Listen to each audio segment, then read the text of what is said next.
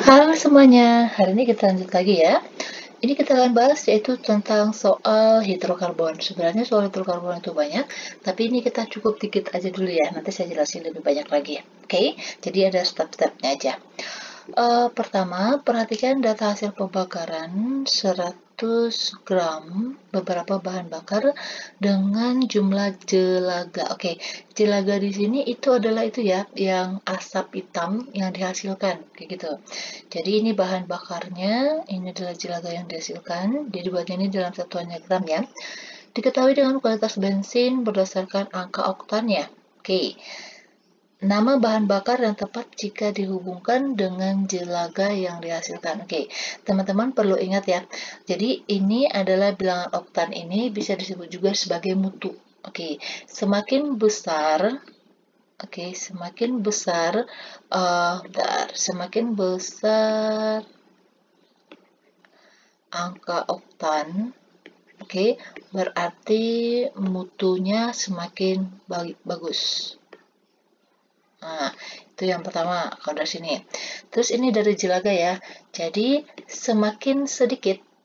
Jadi jelaga yang dihasilkan sedikit berarti mutunya semakin bagus. Berarti kalau dia jelaga itu kan nanti disebut juga dengan polusi ya.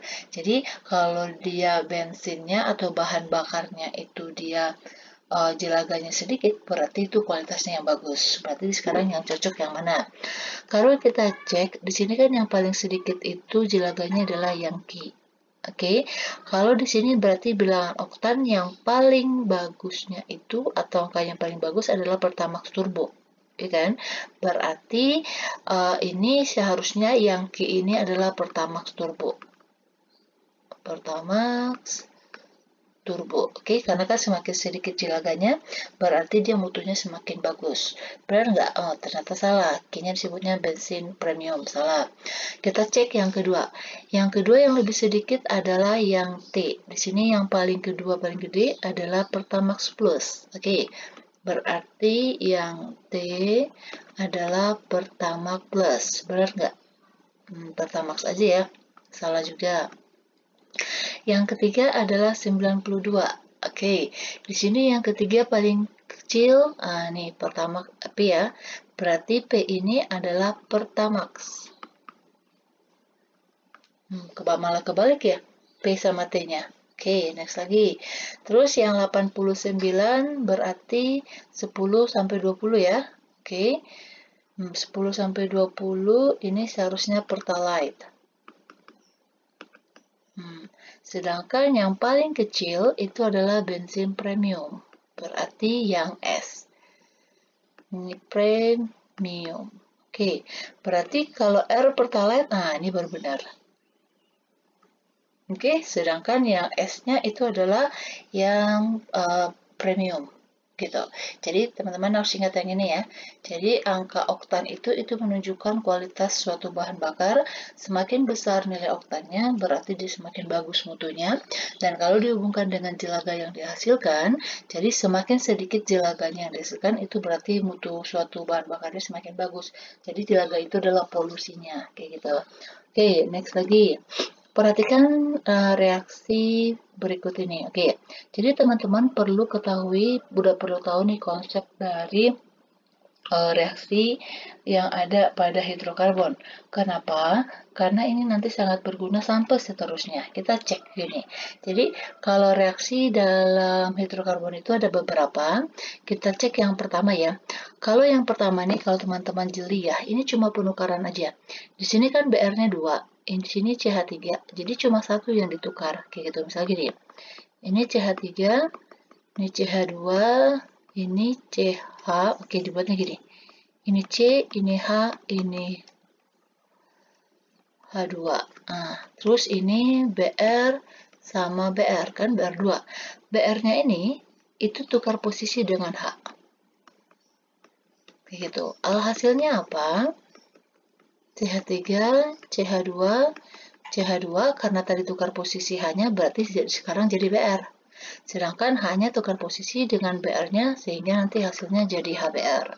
Oke, jadi kalau dia ada pertukaran seperti ini yang namanya jenis reaksinya substitution. Oke, substitusi. Ini yang pertama. Sedangkan kalau yang kedua, nih perhatiin ya, ini ada CH3. Terus ini ada CH2, di sini ada CH, di sini ada Br, terus ini ada CH3. Oke, ini kita buat hanya di sini. Teman-teman perhatikan hasilnya. CH3, CH2 ini jadi rangkap. CH3. Oke, rangkap ini terjadi karena ada yang lepas. Nih, jadi H sama Br-nya ini lepas. Oke, sehingga elektron yang ada di sini masuk ke sini, elektron yang di sini bisa masuk ke sini. Oke, jadi kalau elektron bisa masuk ke sini, makanya dia jadi rangkap. Oke, sedangkan H sama Br-nya ini tadi yang keluar, ini menjadi hasil sampingan. HBr. Oke, proses yang seperti ini namanya adalah dieliminasi. Oke, eliminasi namanya. Jadi dari CH ini dieliminasi H-nya, sedangkan dari CH yang ini dieliminasi Br-nya. Yang tereliminasi mereka berikatan sehingga menjadi HBr. Oke, gitu. Sedangkan kalau yang ketiga, ini teman-teman perhatiin ya, ini dari rangkap menjadi nggak ada rangkapnya. Oke, ini CH3C CH3 dua kali CH, rangkapnya di sini. CH, CH3. Oke, di sini tambah I2, ada 2 I-nya. Nih, rangkap ini bisa diputus, sehingga yang satu ini putus, ya kan? Sekarang berarti CH-nya berarti udah berikatan berapa nih? 1, 2, 3, kayak gitu. 1, 2, 3. Karena kan ingat, C itu maksimalnya mengikat 4. Berarti ini juga mereka membentuk putus ikatannya sehingga min-min. Nah, ini masuk ke sini dan yang ini masuk ke sini. Kayak gitu. Ikatannya udah putus duluan ya, sehingga akan terbentuk CH3C, CH2, kok CH2 ya? Oh, CH3. CH3-nya 2 kali, CHI, CHI, CH3. Oke, kalau dia reaksi seperti ini kan berarti ada yang ditambah ya. Nah, jadi I-nya ditambahin dimasuk ke sini. Tapi terlebih dahulu ikat rangkapnya diputus. Kalau add, bahasa Inggrisnya kan dia penambahan ya. Berarti ini reaksinya disebut dengan reaksi adisi, di add, ditambah. Oke, jadi kalau dia reaksi adisi, nggak ada hasilnya. Kenapa? Karena dia dimasukin ke dalam senyawa yang ini. Oke, gitu. Oke, next lagi.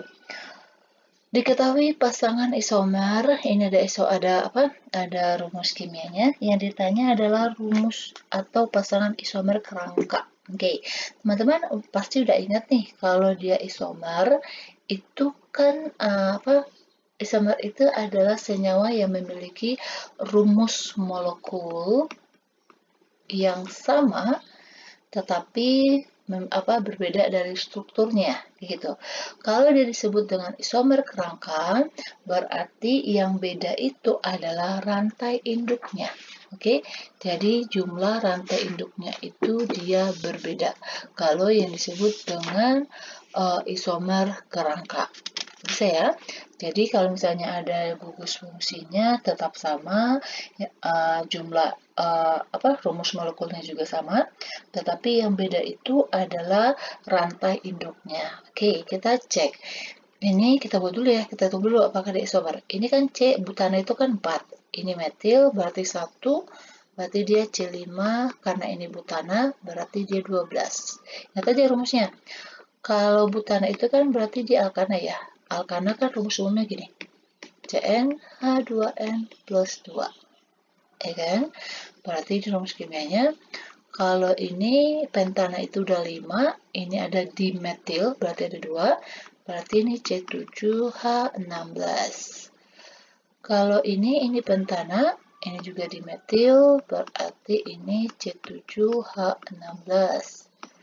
Kalau ini heksana itu 6 ya, ini ada 2, 1, berarti dia C7H16. Berarti yang mungkin berisomer itu adalah yang 3 ini. Jadi kalau ada jawaban 1, ini kan rumus molekulnya aja beda nih. Berarti kalau ada jawaban 1, dia salah. Nah, sekarang kita cek antara 23 atau 34. Kita buat ya bentuknya ya. Ingat tadi kerangkanya sama, induknya yang sama. Kalau kerangka, kalau itu baru kelihatan beda ya. Ini dia induknya pentana, ini pentana, berarti bukan.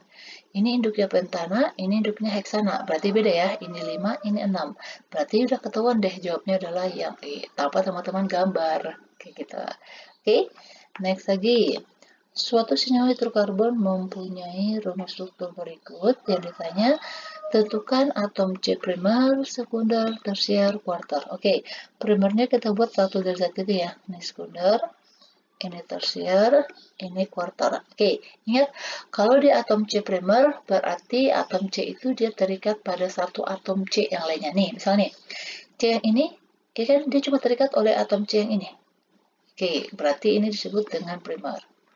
Sedangkan atom C yang ini berarti terikat dengan berapa atom C? Ada 3 kan? Ini 1, ini 2, ini 3. Berarti kalau dia 3, itu adalah tersier. Kayak gitu, gampang. Ini berarti, nah ini ada 2 ya. Ini berarti harus dipecah dulu. Oke, ini kita coret, ini menjadi di sini CH2, ini CH3. Oke, berarti C yang ini terikat pada berapa atom C lainnya? Ada 2 ya, 1, 2. Dia mengikat ada 2, berarti ini 2, ini cuma ada 1. Kalau C yang ini berapa? Ada 1, ada 2, 3. Oke, ini 3. Kalau yang ini cuma 1 ya, cuma yang mengikatnya ini. Oke, kalau ini ada 2, 1, 2. Nah, kalau yang ini 1, 2, 3. Oke, ini 3. Ini C252 ya, kita coret. CH2, CH3, jadi diuraikan. Berarti C yang ini dia terikat pada 2 ya, 1, 2. Nah, ini 1. Kalau ini berarti 1, 2. Ini 2. Kalau ini terikat pada 2 ya. 1 ada 2. Ini 2. Ini berarti yang 1. Oke, berarti nggak ada yang 4 ya. Oke, kalau 4 itu yang kayak gini. C ini yang 4. Jadi dia terikat oleh 1, 2, 3, 4 atom C yang lainnya. Oke, bisa ya? Next lagi. Di antara senyawa berikut yang merupakan alkuna. Oke. Alkana rumus kimianya CnH2n plus 2. Alkena CnH2n alkuna CnH2n kurang 2. Kalau ini C-nya 3 hanya 8, berarti kan masuk ke sini. Berarti 2 kali 3, 6. Tambah 2, 8. Berarti ini alkana. Kalau ini C-nya 4, berarti dikali 2, ini bukan. Ini alkena. Ini C-nya 5, dikali 2, berarti 10, dikurang 2, 8. Berarti ini. Oke, kalau ini bukan. Ini adalah benzen, ini aromatik. Ini berarti C6, dikali 2, 12, tambah 2, 14. Ini adalah alkana. Berarti jawabnya adalah yang C. Oke? Jadi teman-teman ingat nih, rumus umumnya ini aja. Gitu. Jadi ini yang single bond, ini yang double bond, ini yang triple bond. Oke? Perhatikan kelompok senyawa berikut ini. Berikut senyawa yang termasuk tidak jenuh. Oke, ingat, dia kan ada dari segi ikatan rangkapnya dia ada 2, yaitu jenuh sama tidak jenuh. Kalau dia tidak jenuh, ini berarti yang double bond sama yang triple bond. Sedangkan kalau dia yang jenuh, itu adalah yang single bond. Oke, berarti kita lihat di sini yang rangkap 2 sama rangkap 3 ya. Yang rangkap 2 tadi rumus kimianya CnH2n. Kalau ini CnH2n minus 2. CH4 berarti C-nya 1, hanya 4 berarti bukan. Ini 2 dikali 2 berarti 4 ya, berarti dia masuk. Tetapi karena ada ini, berarti ini udah salah. Ini C26. C2 kali 2 berarti masukin ke rumus ini ya. Bukan, kalau dia alkana berarti CnH2n plus 2. Kalau dia 2, 2 dikali 2, 4 ditambah 2, 6. Ini berarti alkana, ini salah. Kalau ini C24, berarti 2 masuk sini ya. 2 dikali 2, 4. Berarti benar, ini alkena. Ini C4H10, berarti kalau C-nya 4, berarti 2 dikali 4, 8 ditambah 2, 10. Ini salah di sini. Kalau ini C2H2. 2 dikali 2, 4 dikurang 2. Nah, berarti ini Alkuna. Ini C3H6, 3 dikali 2, 6. Oke, good. Ini C4 dikali 2, 8. Berarti masuk rumus yang ini ya. Berarti ini benar. Ini C3H6, berarti benar. Ya kan? Kalau ini C-nya 4, berarti 8 dikurang 2, 6. Benar. Ini berarti Alkuna ya. Ini 5, Alkena. Berarti jawabnya adalah 4 dan 5. Gampang kan? Kalau teman-teman ingat rumus yang ini. Gitu. Tapi ingat kalau jenuh itu dia yang tunggal, kalau dia tidak jenuh berarti dia rangkap. Oke? Perhatikan senyawa berikut ini. Oke. Ini soal terakhir ya. Yang mana yang memiliki titik didih paling tinggi? Oke, teman-teman harus ingat ini. Kalau senyawa alkana yang titik didih paling tinggi itu jika atom C-nya semakin besar. Ini yang pertama. Terus yang kedua, rantai lurus. Oke, berarti ini kalau pentana itu kan 5. Pentana kan 5. Oktana ini berapa? 8. Pentana ini berapa? 5. Heptana ini berapa? 7. Berarti yang paling besar ini. Ini di sini maksudnya normal ya, berarti dia lurus.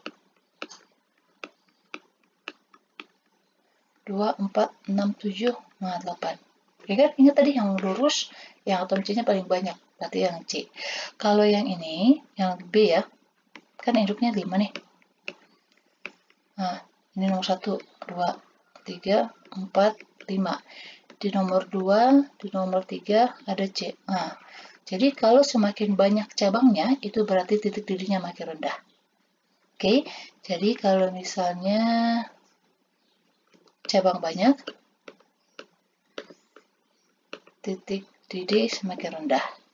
Oke, bisa ya. Jadi demikian dulu untuk pembahasan ini. Nanti kita lanjutin lagi untuk part berikutnya. Semoga teman-teman semuanya bisa mengerti dan harus banyak latihan ya. Karena kalau hidrokarbon ini dia nggak ada rumusnya, cuma yang tadi aja. Jadi harus lebih banyak latihan supaya teman-teman terbiasa mengerjakan soalnya dan semakin lancar gitu. Jadi nanti nilainya semakin bagus gitu ya. Oke, saya minta tolong jangan lupa subscribe dan jangan lupa juga di share ya. Demikian dulu. Terima kasih.